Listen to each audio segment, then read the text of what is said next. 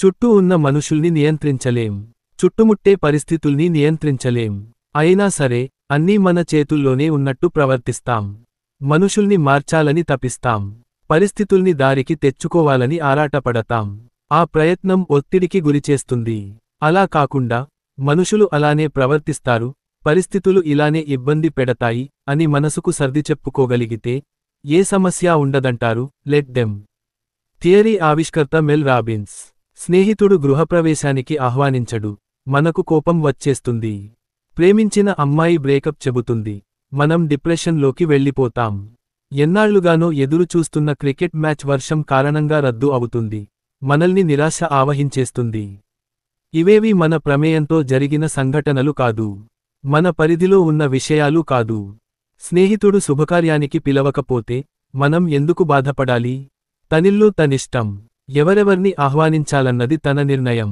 ప్రేయసి బ్రేకప్ చెప్పినంత మాత్రాన ఆత్మహత్యకు ప్రయత్నించాలా? తన జీవితం, తన ఎంపిక. నచ్చిన వ్యక్తితో కలిసి ప్రయాణించే స్వేచ్ఛ ఎవరికైనా ఉంటుంది. మ్యాచ్ ఆగిపోయిందని దిగులుపడుతూ కూర్చుంటామా? అది ప్రకృతి తీర్మానం. వర్షాలు వర్షాకాలంలో కాకపోతే ఎండాకాలం కురుస్తాయా? ఏ సంఘటన తీవ్రత అయినా మనం స్పందించే తీరును బట్టి మారిపోతూ ఉంటుంది. తీవ్రంగా స్పందిస్తే తీవ్ర సమస్యలా కనిపిస్తుంది. అదో సమస్యే కాదనుకుంటే దూది పింజలా తేలిపోతుంది. మెల్ రాబిన్స్. Let them. థియరీ సారాంశము ఇదే. వ్యక్తులు కావచ్చు, సంఘటనలు కావచ్చు. మన పరిధిలో లేని వాటిని నియంత్రించాలనుకోవడం వృథా ప్రయాసే. దానికి బదులుగా మన నియంత్రణలో ఉన్న వాటిని, మన ఆలోచనలు, మన స్పందనలు, మన మాటలు నియంత్రణలో ఉంచుకోవడమే మేలని చెబుతుంది సిద్ధాంతం. పరిస్థితుల్ని నియంత్రించలేం. ట్రైన్లో వెళ్తుంటాం. కాలక్షేపానికి బ్యాగులోంచి పుస్తకం తీస్తాం. అంతలోనే ఏదో పెద్ద స్టేషన్ వచ్చేస్తుంది. యాత్రికుల గుంపు బిలబిలమంటూ వాలిపోతుంది. అన్ని సీట్లను ఆక్రమించేస్తుంది.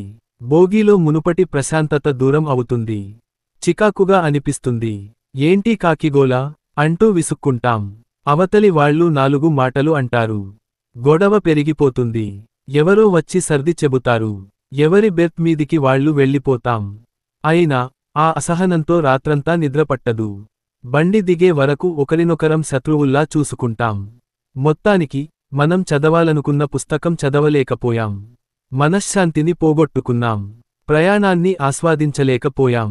నిజమే, పరిస్థితులు మన నియంత్రణలో లేకపోవచ్చు. కాని మన మీద మనకు అదుపు ఉండాలిగా. ఆ గొడవను భరించలేకపోతే చెవులకు ఈ ఇయర్ ఫోన్లో తగిలించుకుని ఇష్టమైన మ్యూజిక్ వింటూ కాలక్షేపం చేయాల్సింది.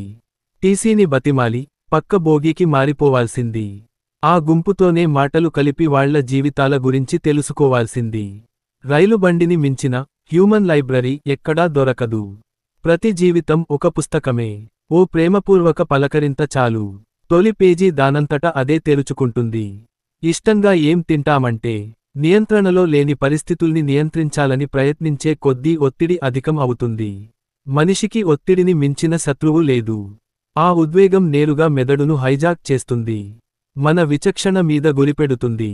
మెదడులోని ప్రీఫ్రాంటల్ కార్టెక్స్ రోజువారీ నిర్ణయాల్లో మనకు సాయం అందిస్తుంది.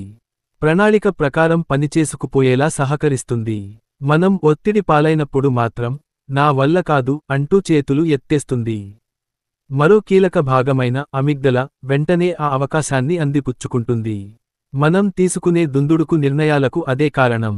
ఆ సమయంలో మనసుకు ఉత్ప్రేరకం లాంటిదేదో కావాలనిపిస్తుంది. మద్యాన్ని ఆశ్రయిస్తాం. మాదకద్రవ్యాల ఊబిలో చిక్కుకుంటాం. మన కోపతాపాల్ని ఇంకెవరి మీదో చూపిస్తాం. దుర్భాషలాడతాం. భౌతిక దాడికి దిగుతాం.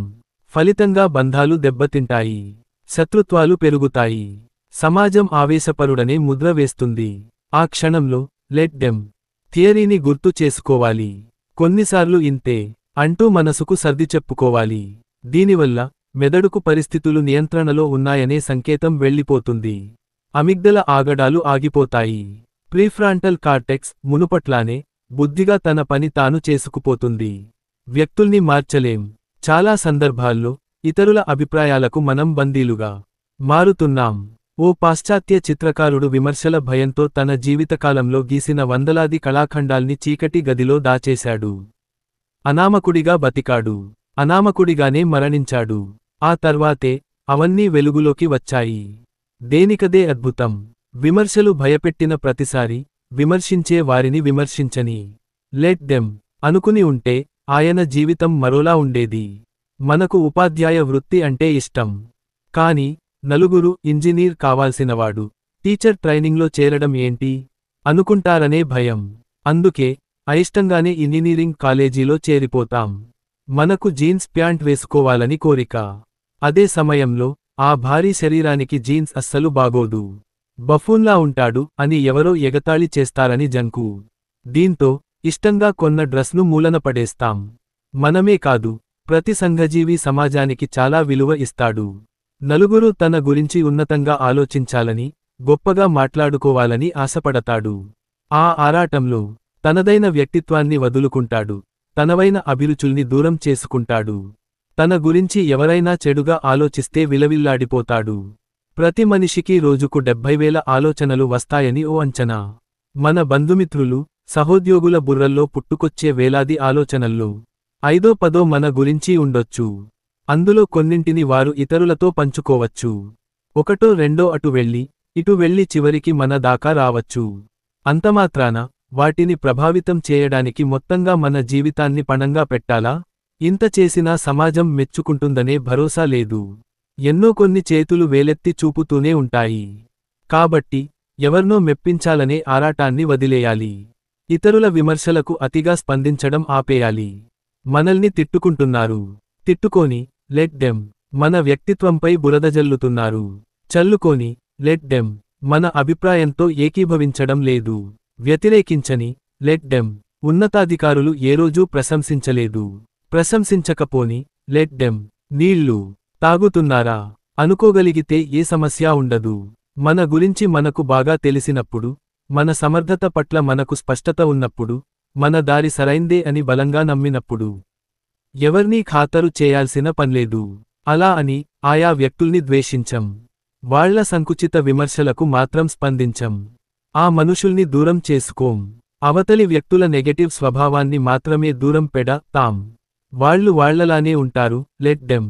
నుంచి నేను నాలానే ఉంటాను, లెట్ మీ. దిశగా మనిషి ప్రయాణమే మానసిక వికాసమంటే. దీనివల్ల ఇతరుల గురించి ఆలోచించే సమయాన్ని మన కోసం కేటాయించుకోగలం. అలా వృధాగా పోతున్న ఆలోచనా శక్తిని మన విజయానికి ఉపయోగించుకుంటాం. తద్వారా మరింత శక్తిమంతులం అవుతాం. నియంత్రణ ప్రేమ కాదు. ఇతరులు మనల్ని నియంత్రించాలనుకోవడం ఒక కోణమైతే, మనం ఇతరుల్ని నియంత్రించే ప్రయత్నం చేయడం మరో కోణం. ఇది కూడా అర్థం లేని ప్రయాసే. ఇది కుటుంబంతోనే మొదలవుతుంది. భార్యాభర్తలు, తల్లిదండ్రులు, తోబుట్టువులు ఒకరిపైన ఒకరు నియంత్రణ సాధించాలని చూస్తారు. కొన్నిసార్లు స్నేహం, ప్రేమ పేరుతోనూ నియంత్రణ కొనసాగుతుంది. ఏ రూపంలో ఉన్నా సరే, నియంత్రణ ప్రేమకు చిహ్నం కాదు, అపనమ్మకానికి సాక్ష్యం. నియంత్రణ అనేది ఓ బుడగా ఏదో ఒక సమయంలో ఠప్పున పగిలిపోవడం ఖాయం. ఎదుటి మనిషి ఎంత ఆత్మీయుడైనా సరే మనం కోరుకున్నట్టే ఉండాలనుకోవడం, మనం ఆశించిన విధంగానే స్పందించాలనుకోవడం ఎంత మూర్ఖత్వం. వాళ్ల లోపాల్ని సరిదిద్దగలమని, వాళ్ల బలహీనతల్ని దూరం చేయగలమని మనకు మనమే గొప్పలు చెప్పుకోవడం ఎంత విడ్డూరం. దీన్నే మానసిక నిపుణులు కంట్రోల్ ట్రాప్ గా అభివర్ణిస్తారు. దీనివల్ల అపార్థాలే మిగుల్తాయి. నియంత్రణతో ఏ మార్పునూ సాధించలేం. స్ఫూర్తిని నింపడం వల్లే ఆశించిన ఫలితాలు సాధ్యం అవుతాయి. ఎదుటి వ్యక్తికి మనం ఓ ఉదాహరణ కావాలి. కొడుకో కూతురో పొద్దున్నే లేచి వ్యాయామం చేయాలని కోరుకునే తండ్రి తిట్లతోనో, శాపనార్థాలతోనో ఆ లక్ష్యాన్ని సాధించలేడు. అందరికంటే ముందు తనే మేల్కొనాలి, కసరత్తు ఆరంభించాలి. ఏ ఆత్మీయులకు ఇబ్బందులు ఎదురైనప్పుడు ఆ సమస్యను వాళ్లే పరిష్కరించుకునే అవకాశం ఇవ్వాలి. పరకాయ ప్రవేశం చేసి మనమే పోరాడాలని అనుకోకూడదు. ఎవరి జీవితం వాళ్లదే అయినప్పుడు ఎవరి యుద్ధం వాళ్లదే అవుతుంది.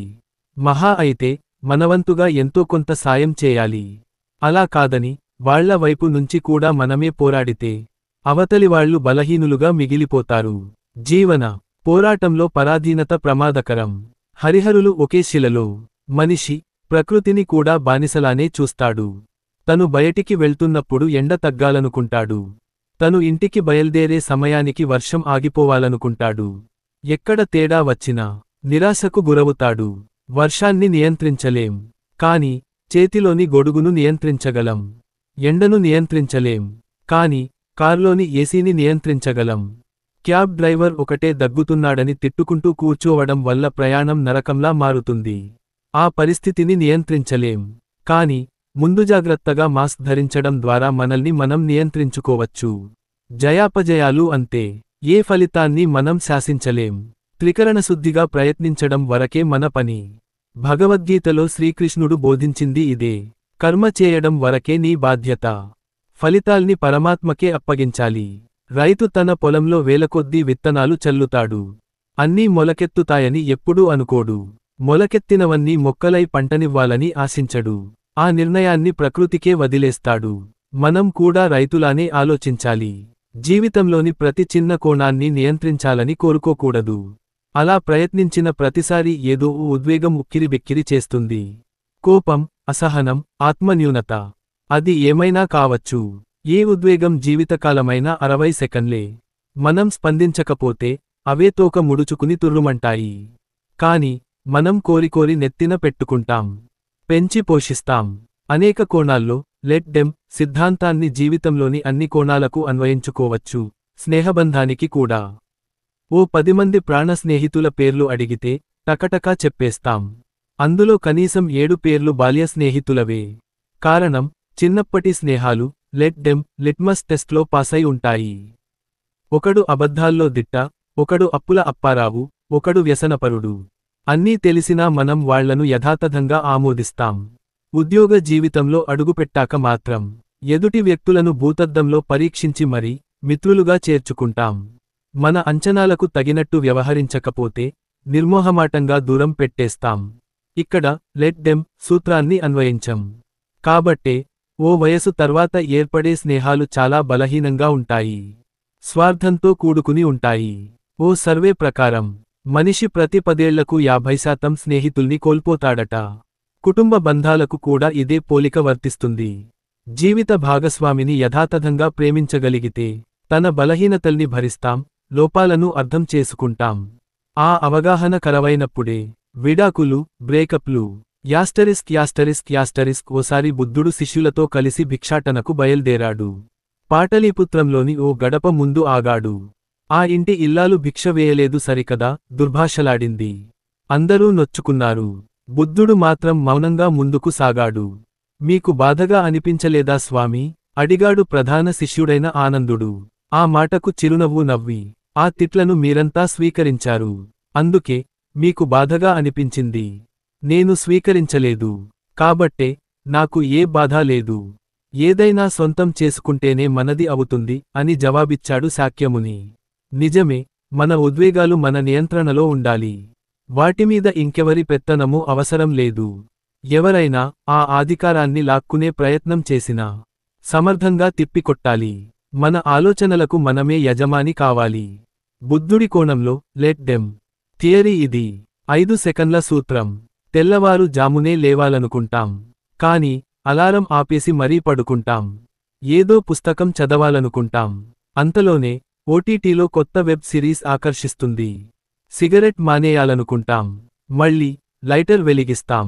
ఇవన్నీ చిన్న చిన్న విషయాల్లా అనిపించొచ్చు. కాని మన మనోబలానికి సవాలు విసురుతాయి. ఇలాంటి సమయాల్లో 5, 4, 3, 2, 1 ఫార్ములాను ప్రయోగించాలని సలహా ఇస్తారు లెట్ డెమ్ రచయిత్రి మెల్ రాబిన్స్. మేల్కొనాలనే ఆలోచనకు, ఇంకాసేపు పడుకోవాలనే నిర్ణయానికి మధ్య కొన్ని సెకన్ల వ్యవధి మాత్రమే ఉంటుంది. ఆ కాస్తంత సమయాన్ని మనసు తనకు అనుకూలంగా మార్చుకుంటుంది. మన ఆలోచనను ప్రభావితం చేస్తుంది. మనం ఆ అవకాశం ఇవ్వకూడదు. 5, 4, 3, 2, 1 అంటూ కౌంట్ డౌన్ రూపంలో ఆలోచనను మన నియంత్రణలోకి తెచ్చుకోవాలి. 5 నుంచి 1కి వచ్చేసరికి సావధాన స్థితిలోకి వచ్చేస్తాం. ఇక ఏ శక్తులు మనల్ని ఆపలేవు. ఉద్వేగ వ్యూహం. మనం రోజుకు 25 మందితో మాట్లాడతాం, 3 వాదిస్తాం, 4 నియంత్రణలో ఉంచుకోవాలని తపిస్తాం. మరో 5 మనల్ని నియంత్రించాలని చూస్తారు. మనల్ని తరచూ ఇబ్బందికి గురిచేసే సంఘటనలు, ఒత్తిడికి గురిచేసే విషయాలు ఎన్నో కొన్ని ఉంటాయి. ఆ వ్యక్తుల పేర్లు, ఆయా ఘట్టాలు ఓ చోట రాసిపెట్టుకోండి. ఏ సమయంలో ఎలా స్పందించాలన్నది వివరంగా ప్రస్తావించండి. ఊహించిన వ్యక్తులు, సంఘటనలే కాబట్టి తడబాటు అవసరం లేదు. ఒకరు అర్థంలేని విమర్శలు చేస్తారు, పట్టించుకోకూడదు. మరొకరు మాటలతో కోపాన్ని రెచ్చగొట్టాలని చూస్తారు. ఆ వలలో పడకూడదు. ఇంకొకరు బాడీ షేమింగ్తో చిన్నబుచ్చే ప్రయత్నం చేస్తారు. సంభాషణ పొడిగించకూడదు. అలాంటివారితో 5 నిమిషాలు మాట్లాడినా సమయం వృధా అయినట్టే. దీన్నే ఎమోషనల్ డిస్టెన్స్ ప్లాన్ అంటారు నిపుణులు. ఏదో ఓ దశలో ఇతరులతో పోల్చుకోవాల్సి వచ్చినా, మనకంటే ఉన్నత స్థానంలో ఉన్న వ్యక్తిని చూసి చిన్నబుచ్చుకోకూడదు, ఆ విజయాన్ని ప్రశంసించాలి. స్ఫూర్తిగా తీసుకోవాలి. అనుభవసారం: జీవితం మనిషికి అనేక పాఠాలు నేర్పుతుంది. తరచూ పరీక్షలు పెడుతుంది. ఇదంతా అతణ్ణి రాటుదేలేలా చేసేందుకే. కాని మనం వాస్తవాన్ని అర్థం చేసుకోం. విధిని ప్రశ్నిస్తాం. మెల్ రాబిన్స్ జీవితంలో ఆ సంక్షోభం సరిగ్గా 40 ఏళ్లు నిండాక మొదలైంది. తీర్చలేనంత అప్పు, భరించలేనన్ని వైఫల్యాలు ఉక్కిరిబిక్కిరి చేశాయి. ఆ సంక్షోభ సమయంలో బంధుమిత్రులు ఒక్కొక్కరే మొహం చాటేశారు. ఎందుకిలా అనే ప్రశ్న ఆమెను స్థిమితంగా ఉండనీయలేదు. కొంత నలిబిలి తరువాత లెట్ డెమ్, ఎవరిష్టం వాళ్లది, ప్రశ్నించడానికి మనమెవరం అనుకోగానే ఎక్కడలేని ఊరట లభించింది. లెట్ మీ, నేను నాలానే ఉంటాను, ఎవరి సాయం కోసమో ఎందుకు ఎదురుచూస్తూ కూర్చోవాలి అని తీర్మానించుకోగానే అనేక అవకాశాలు కళ్లముందు కనిపించాయి. లైఫ్ స్కిల్స్ వక్తగా, రచయిత్రిగా, పాడ్కాస్టర్గా కొత్త జీవితం మొదలుపెట్టారు. ఆ అనుభవాల్ని గుదిగుచ్చి రాసిన పుస్తకమే లెట్ దెమ్ థియరీ. ఈ రచన అంతర్జాతీయ మార్కెట్లో సంచలనాలు సృష్టిస్తోంది.